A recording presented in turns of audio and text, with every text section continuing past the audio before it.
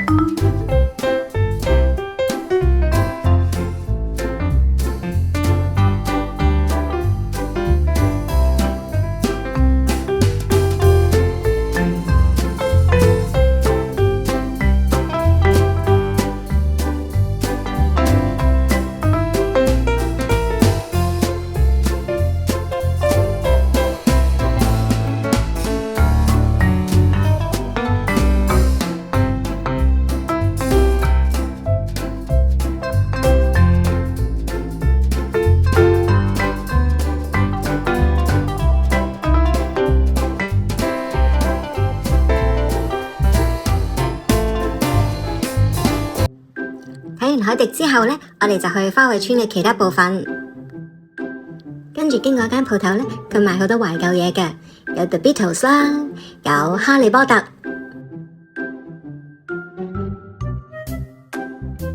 再行前少少就見到日頭都唔瞓覺嘅貓頭鷹，同埋好多其他唔同種類嘅動物。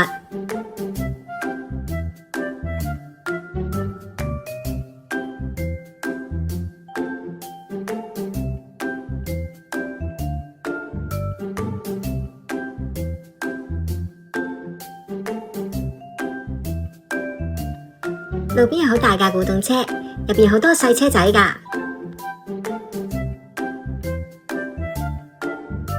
再行過啲上幾級呢，就會去到一間精品店。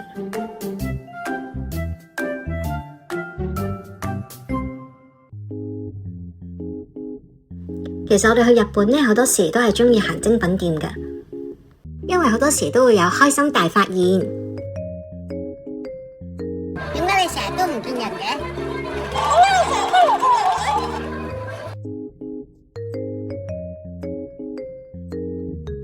之前講過，宮崎駿畫龍貓嗰陣時呢，靈感就係嚟自由布院㗎喇。所以除咗上一集介紹過嘅橡實之心之外呢，今次由布院嘅花卉村入邊都有好多龍貓鋪頭。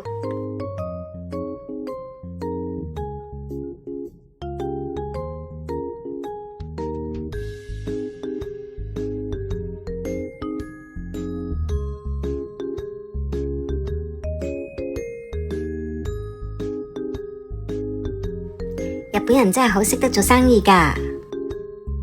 雖然我哋之前已經行咗橡實之心同埋好多唔同嘅精品鋪，但係嚟到呢度見到龍貓或者係其他嘅卡通人物，其實你都會發現好多精品你係未見過㗎。所以我哋忍唔住逐間鋪頭睇，最終又買咗好多嘢。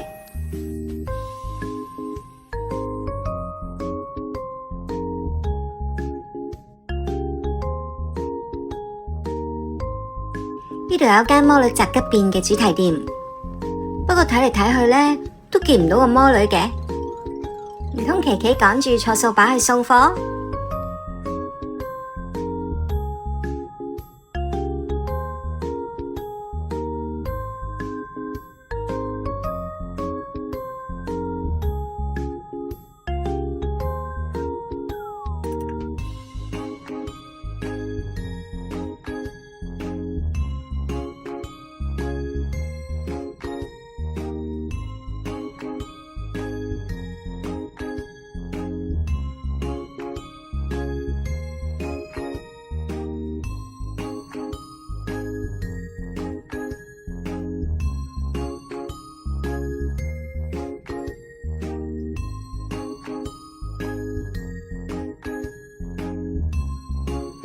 行完湯布院花卉村，好似去咗英國一轉咁啊！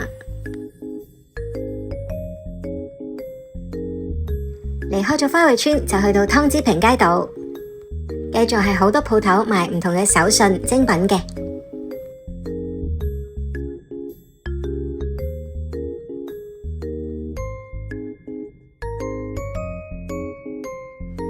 大家有冇覺得好奇怪？點解我有陣時講湯布院，有陣時又講由布院啊？之前 plan 行程嘅時候呢，其實我都有呢個疑惑㗎，究竟由布院同湯布院係咪兩個唔同嘅地方嚟㗎？後邊先發現，其實由布院即係湯布院，只不過湯布院呢就係一個新啲先至開始用嘅名。阿洪大哥，你係咪真係有車牌㗎？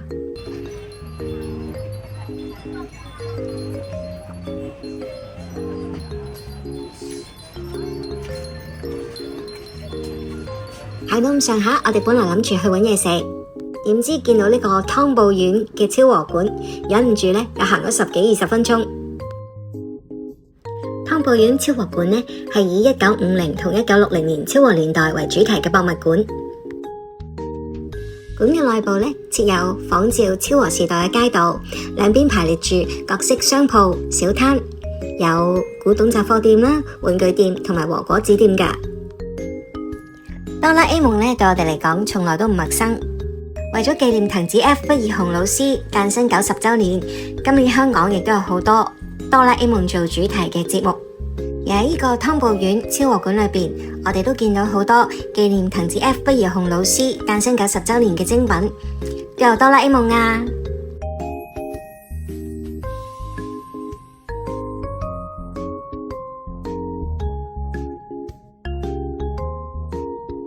不過由於時間關係呢，我哋就冇上2樓，亦都冇去到一啲收費區嘅。但係淨係喺樓下2間鋪頭呢，我哋都行咗10幾20分鐘，買咗10幾件精品啊！一入到去昭和館呢，就會見到鐵人28號，我完全未睇過㗎，不過我家姐呢就識咯。鐵人28號呢係1956年開始連載嘅日本漫畫。鐵人28號係日本漫畫家橫山光輝嘅作品，佢好出名㗎。除咗鐵人28號之外呢，六神合體、三國志都係佢嘅作品嚟嘅。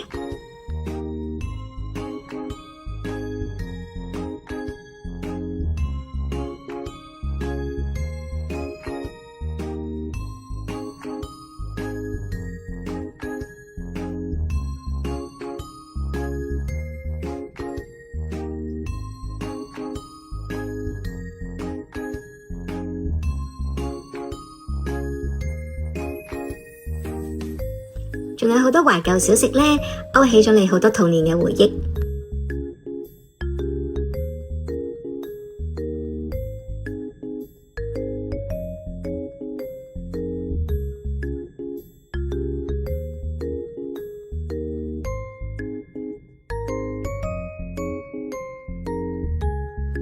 真係要去食嘢啦！我哋本來諗住呢去由布院最出名食虎飯嗰間鋪頭。喺由布院，佢哋有2間分店嘅。不過又係好多人啊，目測有16組人，我諗我哋等唔到啦，所以最後去咗一間鰻魚鋪食。喺遊客區嘅鰻魚鋪質素都唔錯，雖然 Google 評分只得3.5，但我哋食過，覺得都有翻咁上下水準，都值得一試。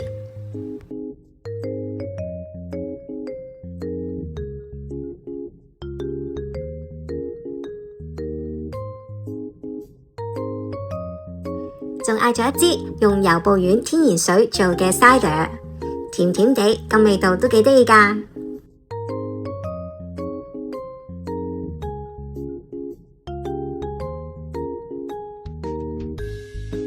我媽呢最鍾意食鰻魚飯嘅，咁佢對呢個鰻魚飯都冇投訴，都算色香味全啊。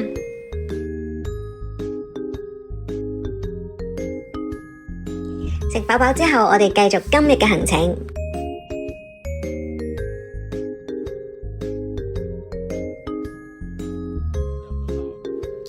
頭先行咗好多鋪頭，買咗好多精品，跟住落嚟就要睇大自然嘅藝術品——金輪湖。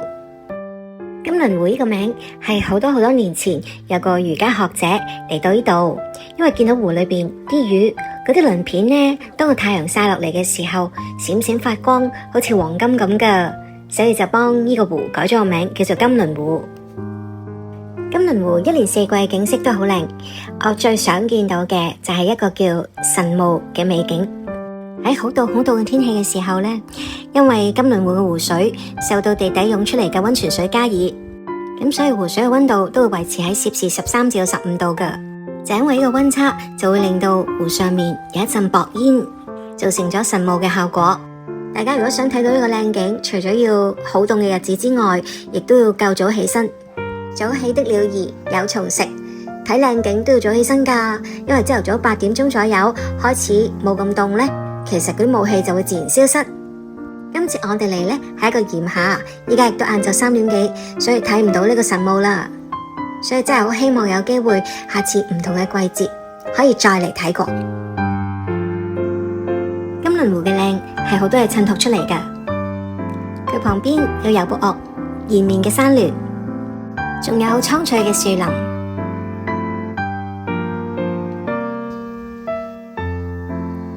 金輪湖有好多個打卡位，其中一個呢就係天早神社。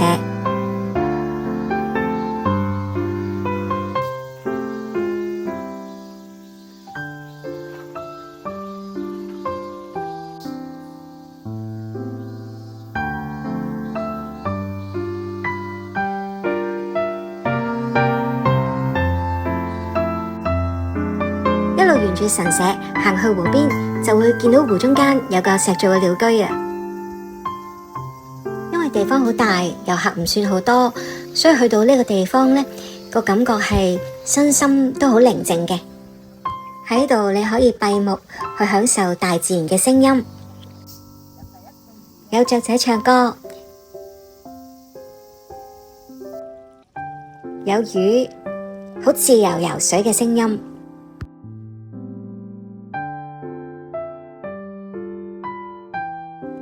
就算係你見到地上面呢，有一隻都唔知咩名嘅昆蟲喺度爬緊塊樹葉，你都覺得成個畫面好治癒㗎。喺條小路度一路行呢，你都覺得好似啲草喺度歡迎你咁啊。雖然個景好靚，我哋唔捨得走，但係我哋都要趕火車，因為遊步院好細，冇得嗌 Uber 㗎，所以我哋初頭諗住呢，行完金輪湖就慢慢行返去火車站。但因為時間有啲趕，我哋應該行唔切啦，所以一見到人力車同的士呢，我哋就忍唔住即刻上車。所以鏡頭一轉，大家就見到我媽咪同我家姐已經上咗人力車啦。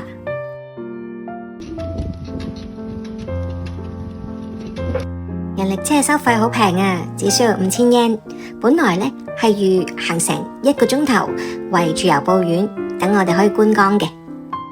不過因為我哋趕時間去車站，所以見到車夫好辛苦咁喺度跑啦。好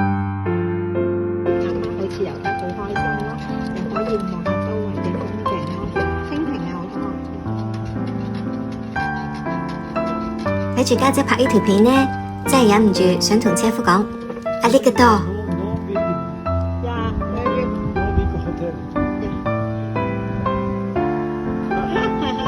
喺日本唱完之後呢，我媽咪都俾咗車夫一個 like 啊！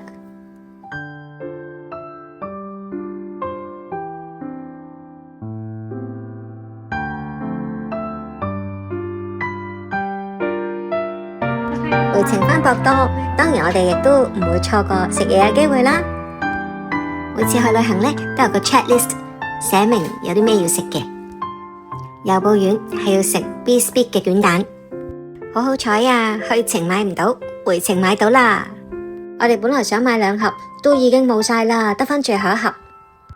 試完之後，我俾大家嘅意見係，如果唔使排隊，不妨一試。淨係一個卷蛋點夠我哋食噶？所以我哋仲買咗雪糕、donut 同埋水果三文治。喺遊步院之心，我比較鍾意食呢個水果三文治。再加埋2粒免費嘅遊步院之心嘅糖，好完美咁幫我哋遊步院之旅畫咗一個句號。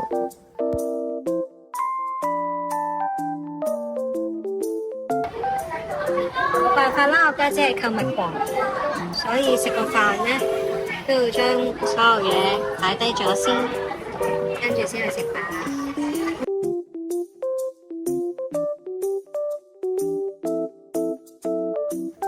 食飯之前，咪又係要 shopping 啦。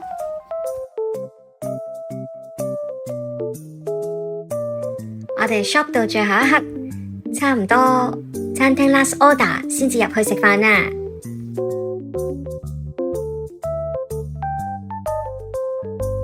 今次我哋揀間餐廳係食好傳統嘅日式 Seto 嘅，我哋好快揀咗自己想食嘅餐。餐廳都好配合，好快就上咗好美味嘅餐俾我哋。講開 Seto， 同大家講埋 Hot Water， 都係我哋去咗日本之後學識嘅日式英文嚟㗎。因為媽咪呢唔可以飲凍水，所以每次去到餐廳第一時間就問佢有冇 Hot Water。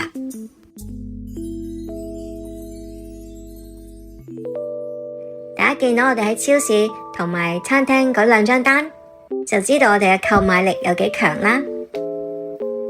再睇埋呢張床照，就可以證實到我家姐嘅購買力有幾強啦。空肚要食宵夜，飽肚都要繼續食宵夜，所以我哋就喺便利店買咗一個好有儀式感嘅甜品返嚟。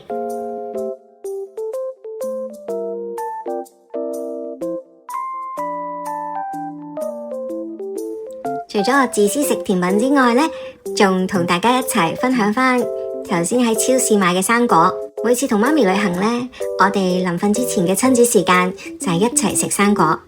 今集嘅時間嚟到呢一度，希望大家都鍾意我哋嘅分享，可以 share、like 同 subscribe 我哋嘅 channel， 撳埋個鐘仔，咁一有新片就可以收到我哋通知㗎喇。希望大家會繼續支持我哋，收睇嚟緊仲有2日我哋喺福岡嘅行程。如果大家鍾意我哋條片，就 like 同 share 我哋 channel 啦。多謝大家嘅支持，請 subscribe， 撳埋個鐘仔啊！下次再見啦，拜拜。